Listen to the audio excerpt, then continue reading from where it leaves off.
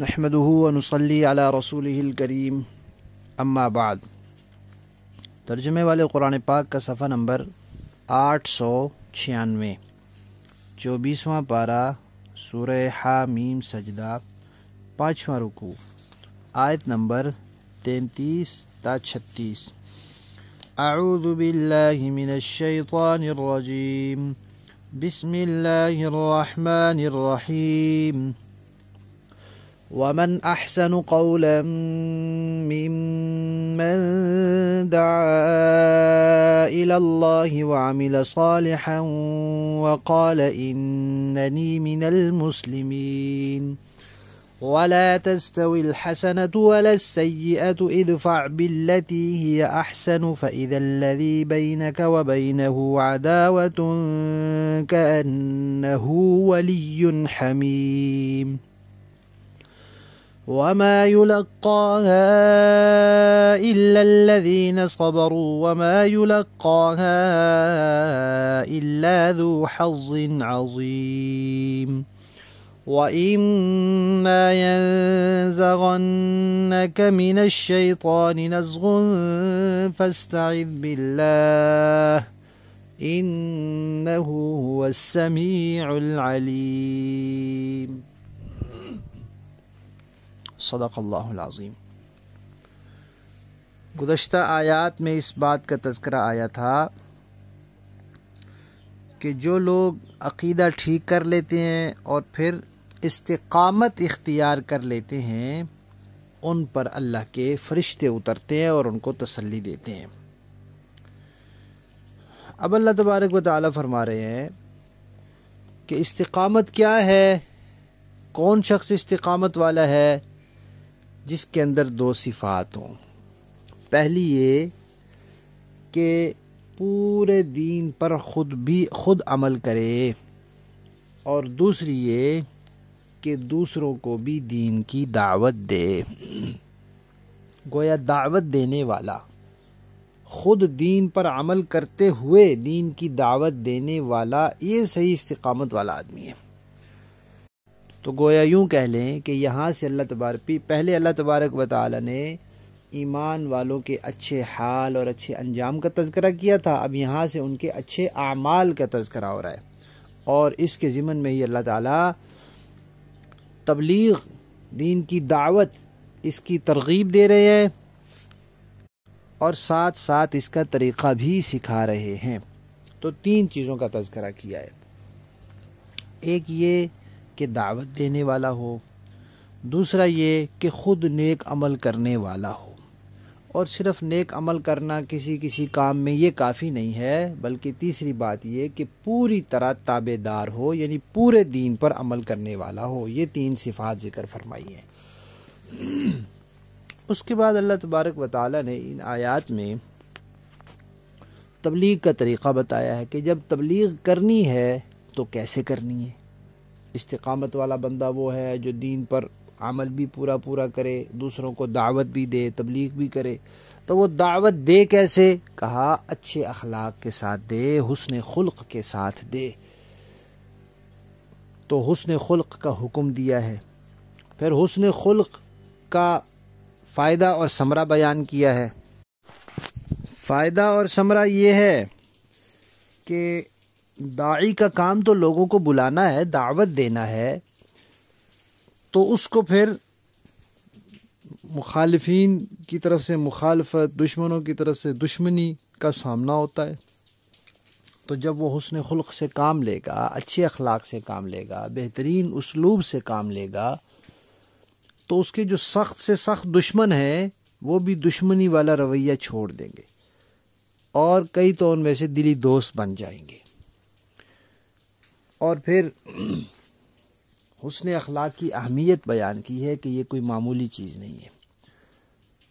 یہ ان لوگوں کو نصیب ہوتی ہے جو صبر اور استقامت والے ہوتے ہیں، اور جو بڑے اچھے نصیب والے ہوتے ہیں بڑا اجر و ثواب ان کو پھر ملتا ہے۔ یہ حسن اخلاق ان کو نصیب ہوتا ہے، کیونکہ کڑوی بات سن کے آگے سے میٹھی بات کہنا، یا یوں کہہ لیں کہ پتھر کے جواب میں پھول برسانا یہ کوئی آسان کام نہیں ہے۔ ظاہر بات ہے شریعت نے بدلے کی اجازت دی ہے. کوئی آدمی کسی کے ساتھ زیادتی کرتا ہے تو برابر سرابر اس سے بدلہ لے سکتا ہے.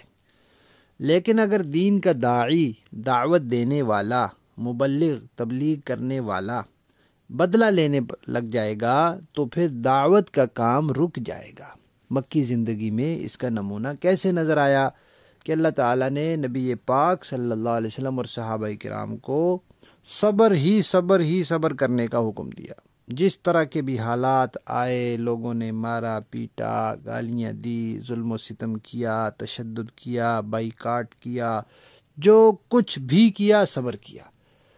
دعوت کا موقع تھا اور پھر اسی دعوت کا نتیجہ کیسے سامنے آیا کہ بدلہ نہیں لیا، کسی سے جواب نہیں دیا، جتنا حق بنتا تھا اتنا بھی نہیں لیا. تو پھر بالآخر جن کی اپنی فطرت ہی سانپ اور بچھو جیسی تھی وہ تو مارے گئے، ختم ہو گئے، اور باقی سب کے سب مسلمان ہو گئے. تو دعوت جو ہے وہ بھی ضروری ہے، استقامت والا اور دین میں مضبوط بندہ وہی ہے جو دین پر پورا عمل بھی کرے اور دعوت بھی دے، اور اس کے لیے پھر اس قسم کے حالات کو برداشت کرے. اور دعوت دو طرح کی ہوتی ہے. ایک ہوتی ہے کافروں کو اسلام کی، دین کی دعوت دینا، اور دوسری ہوتی ہے کہ جو مسلمان ہیں انہوں نے اپنے نظریات میں یا اعمال میں کمزوری پیدا کر لی ہے تو ان کو دعوت دینا کہ وہ نظریات میں پختگی پیدا کر لیں اور وہ اعمال میں پختگی پیدا کر لیں. تو یہ دو طرح کی دعوت ہوئی. تو اس آیت میں دونوں دعوتیں شامل ہیں. کافروں کو اسلام کی دعوت دینا ہو تب بھی، یا مسلمانوں کو اپنا نظریہ صحیح اور پختہ کرنے اور یا اپنا عمل صحیح اور پختہ کرنے کی دعوت دینی ہو تب بھی، دونوں صورتوں میں حسن اخلاق سے کام لینا ضروری ہے. داعی دعوت کا کام اگر جاری رکھنا چاہتا ہے اور اس کے پورے فوائد سمیٹنا چاہتا ہے اور پورا اجر و ثواب چاہتا ہے تو پھر اس کو یہ کام کرنا پڑے گا، اور یہ بھی کرنا پڑے گا کہ بھئی خود پورا عمل کرے، کیونکہ جو داعی خود عمل نہیں کرے گا اس کی بات میں اثر نہیں رہے گا. اب ایک آدمی خود تو نماز پابندی سے پڑھے نہیں، دوسروں کو دعوت دے، تو جس کو یہ معلوم ہے کہ یہ بندہ خود پابندی سے نماز نہیں پڑھتا وہ تو کہے گا واہ واہ. اس کو زبان سے نہ بھی کہے تو دل سے سوچے گا کہ خود تو پڑھتا نہیں، مجھے نصیحتیں کر رہا ہے. اور جس کو نہیں معلوم اس کے لیے بھی ایک اللہ تعالیٰ کی طرف سے بات کا دل پر اثر ہوتا ہے، وہ نہیں ہوگا. جس کے پیچھے عمل کی طاقت نہیں ہوگی تو اپنا عمل ہوگا اور دوسروں کو دعوت دے گا تو اثر بھی ہوگا، اور پھر اپنا عمل بھی پختہ رہے گا، کیونکہ جب دوسروں کو کہتا رہے گا تو خود بھی اس پر پکا رہے گا. اور جو دعوت کا کام ہوتا ہے، دعوت کا سلسلہ ہوتا ہے، اس میں اتار چڑھاؤ آتے رہتے ہیں.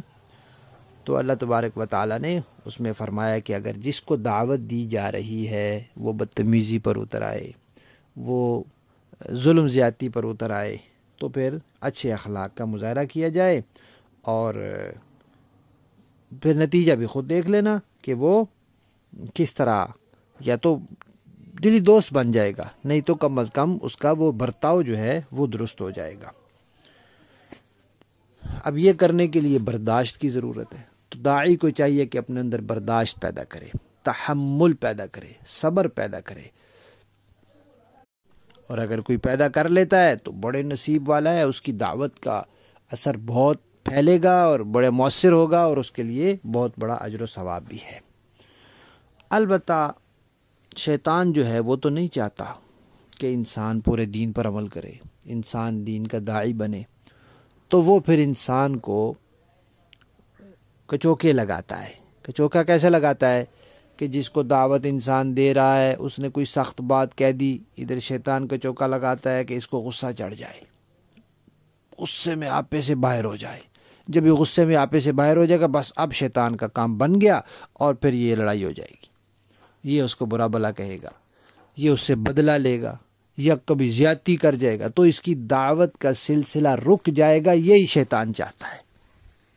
تو اللہ تعالیٰ نے فرمایا کہ اگر ایسا ہو تو بس اعوذ باللہ من الشیطان الرجیم پڑھ لو، پھر دیکھو شیطان کہاں بھاگتا ہے. یہ بڑا بہترین نسخہ ہے۔ نبی پاک صلی اللہ علیہ وسلم کے زمانے میں ایک آدمی غصے میں آیا ہوا تھا، بہت شدید غصہ، مسلمان تو نہیں تھا لیکن غصہ چڑھا ہوا تھا اس کو۔ آپ صلی اللہ علیہ وسلم نے فرمایا کہ میں ایک کلمہ جانتا ہوں، اگر یہ بندہ وہ کلمہ پڑھ لے تو اس کو غصہ ٹھنڈا پڑ جائے گا، ہلکا ہو جائے گا۔ وہ کلمہ ہے اعوذ باللہ من الشیطان الرجیم۔ اب کسی شخص نے جا کر اس کو کہا کہ بھائی اعوذ باللہ پڑھ لو، تیرا غصہ ٹھنڈا ہو جائے گا، تو اس نے آگے سے کوئی ایسی ویسی بات کہہ دی، لیکن نبی پاک صلی اللہ علیہ وسلم نے فرما دیا کہ بھائی اعوذ باللہ پڑھنے سے غصہ ٹھنڈا ہو جاتا ہے۔ تو یہ بڑا بہترین، غصہ دلاتا شیطان ہے، اور پھر وہ غصے میں انسان کو آپے سے باہر کر کے اس سے الٹی سیدھی حرکتیں کروا دیتا ہے۔ تو مقصد اس کا یہ ہوتا ہے کہ داعی کی دعوت کا سلسلہ رک جائے، اس میں رکاوٹ پڑ جائے۔ تو یہاں اللہ تبارک و تعالیٰ نے گویا پورا نصاب بیان کیا ہے کہ بھئی استقامت والا بننا ہے تو پورے دین پر بھی عمل کرنا ہے، دعوت بھی دینی ہے۔ پھر دعوت جو ہے وہ کیسے دینی ہے؟ وہ حسن اخلاق کے ساتھ دینی ہے، اور حسن اخلاق کے لیے کیا کرنا ہے؟ صبر کرنا ہے۔ اور شیطان اگر غصہ آ جائے اور شیطان کو چوکا لگا دے تو کیا کرنا ہے؟ پھر اللہ کی پناہ میں آ جانا ہے۔ اور ایک بات درمیان میں یہ بھی فرمائی ہے کہ اچھائی اور برائی برابر نہیں ہوتی، اچھی خصلت اور بری خصلت برابر نہیں ہوتی، اچھے طریقے سے بات کرنا اور برے طریقے سے بات کرنا برابر نہیں ہوتا۔ کسی نے گالی دی، آپ نے جواب میں گالی دی، وہ برائی کے ساتھ ہو گئی، یہ برابر ہو گیا، لیکن آپ نے اچھے طریقے سے جواب دیا، اب یہ برابر نہیں، آپ نے بہتر کام کیا، اچھا کام کیا۔ تو برائی کا جواب اچھائی کے ساتھ دینا یہ داعی کا کام ہے۔ لفظی معنی دیکھیے، ومن احسن، اور کون ہے احسن کہ زیادہ بہترین ہو، قولاً بات، ممن اس شخص سے جو دعا بلاتا ہے اللہ اللہ کی طرف، وعملا اور عمل کرتا ہے صالحاً اچھے، وقالا اور یہ کہتا ہے اننی بے شک میں من المسلمین فرما برداروں میں سے ہوں، پورے دین پر عمل کرنے والا ہوں۔ ولا تستوی اور نہیں برابر ہوتی، الحسنہ نیکی، ولا سیئہ نہ برائی، ادفع آپ دور کیجئے، ہٹائیے، باللتی برائی کو ہٹائیے، باللتی اس طریقے سے، ہی احسن جو بہترین ہے، فاذا الذی تو پھر اچانک، الذی وہ شخص، بینک و بینہ جس کے اور آپ کے درمیان عداوت دشمنی تھی، کأنہ گویا کہ وہ ہو جائے گا ولی دوست، حمیم دلی، وما یلقاہا اور نہیں نصیب ہوتی یہ چیز، الا الذین مگر ان لوگوں کو، صبروا جنہوں نے صبر کیا اور استقامت دکھائی، وما یلقاہا اور نہیں نصیب ہوتی یہ چیز، الا مگر اسے، ذو حظ عظیم جو بڑے نصیب والا ہے۔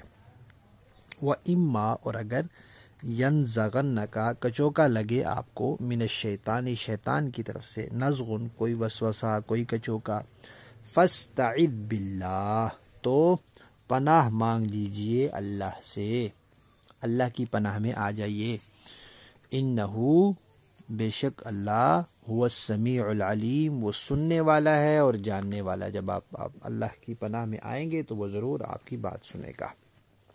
با محاورہ دیکھیں جی، وَمَنْ أَحْسَنُ قَوْلًا مِّمَّنْ دَعَا إِلَى اللَّهِ وَعَمِلَ صَالِحًا وَقَالَ إِنَّنِي مِنَ الْمُسْلِمِينَ اور اس شخص سے بہتر بات کس کی ہوگی جو اللہ کی طرف دعوت دے اور نیک عمل کرے اور یہ کہے کہ میں فرما برداروں میں شامل ہوں۔